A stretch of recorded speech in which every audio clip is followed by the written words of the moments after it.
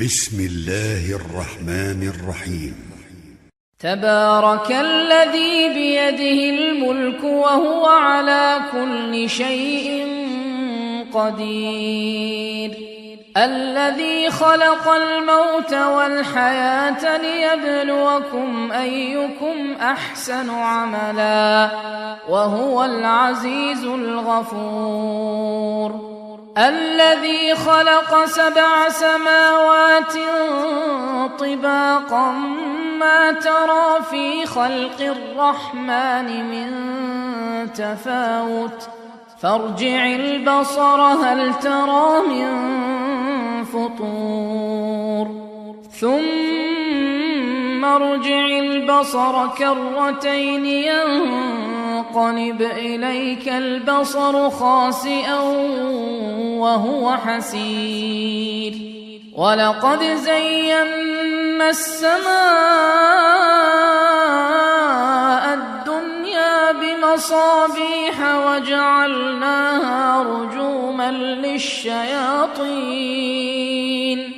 وأعتدنا لهم عذاب السعير، وللذين كفروا بربهم عذاب جهنم وبئس المصير. إذا ألقوا فيها سمعوا لها شهيقا وهي تفور تكاد تميز من الغيظ، كلما ألقي فيها فوج سألهم خزنتها ألم يأتكم نذير، قالوا بلى قد جاءنا نذير فكذبنا وقلنا ما نزل الله من شيء إن أنتم إلا في ضلال كبير، وقالوا لو كنا نسمع أو نعقل ما كنا في أصحاب السعير، فاعترفوا بذنبهم فسحقا لأصحاب السعير. إن الذين يخشون ربهم بالغيب لهم مغفرة وأجر كبير، وأسروا قولكم أو اجهروا به إنه عليم بذات الصدور، ألا يعلم من خلق وهو اللطيف الخبير، هو الذي جعل لكم الأرض ذلولا فامشوا في مناكبها وكلوا من رزقه وإليه النشور. أأمنتم من في السماء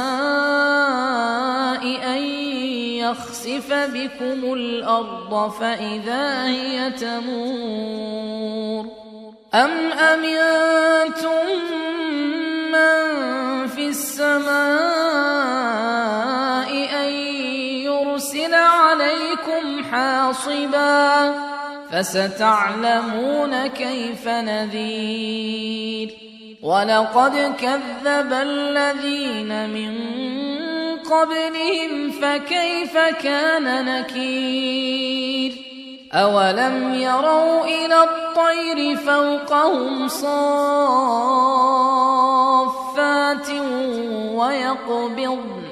ما يمسكهن إلا الرحمن إنه بكل شيء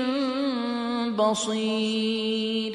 أمن هذا الذي هو جند لكم ينصركم من دون الرحمن إن الكافرون إلا في غرور، أمن هذا الذي يرزقكم إن أمسك رزقه بل لجوا في عتو ونفور أفمن يمشي مكبا على وجهه أهدى أمن يمشي سويا على صراط مستقيم قل هو الذي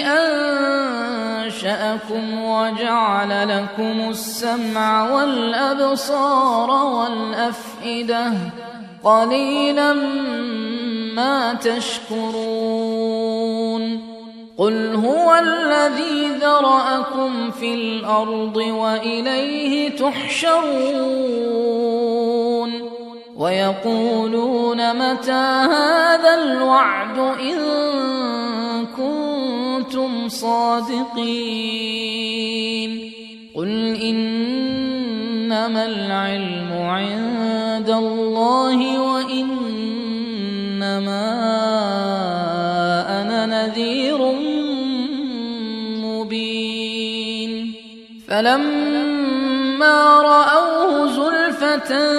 سيئت وجوه الذين كفروا وقيل هذا الذي كنتم به تدعون قل أرأيتم إن أهلكني الله ومن معي أو رحمنا فمن يجير الكافرين من عذاب أليم قل هو الرحمن آمنا به وعليه توكلنا فستعلمون من هو في ضلال مبين قل أرأيتم إن أصبح ماؤكم